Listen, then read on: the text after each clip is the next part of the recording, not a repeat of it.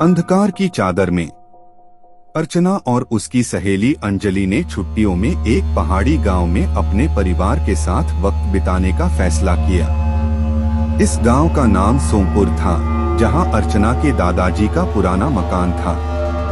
एक रात जब गांव में अद्भुत गतिविधियां होने लगीं, तो अर्चना का दादाजी उसे दरवाजे के पास ले जाते हैं। दरवाजे पर लिखा होता है, अंधकार की चादर में छिपा रहस्य। अर्चना को अद्भुतीय रूप से आकर्षित होते हुए वह दरवाजा खोलती है। अंदर एक पुरानी किताब पड़ी होती है, जिसमें बताया जाता है कि मकान के अंधकारी कोने में एक गुफा है, जिसमें अद्भुत शक्ति बसी है। अर्चना और अंजलि बेहद उत्सुक होकर गुफा की खोज में निकलती हैं। जब वे गुफा में पहुंचती हैं, तो वहां उन्हें अद्भुत और भयानक चीजों का सामना करना पड़ता है। गुफा में अर्चना और अंजलि एक पुरानी घड़ी की खोज करती हैं, जो कि उस अंधकारी गुफा की रहस्यमयी चीज है। जब वे उस घड़ी को खोलती हैं, तो वहां से एक पुरानी पत्थरी चादर निकलती है।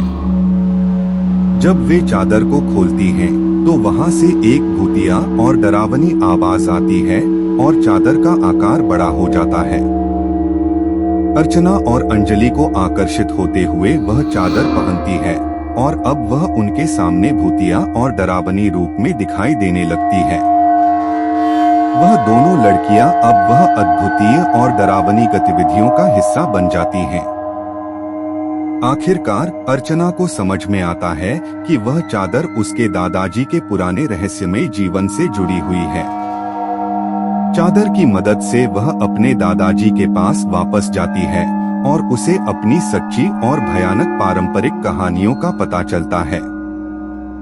इस कहानी से हमें यह सीखने को मिलता है कि जब हम पुरानी और अद्भुतीय चीजों के साथ सामना करते हैं, तो हमें समझ में आने वाली बातों को समझना चाहिए और उनसे सीखना चाहिए।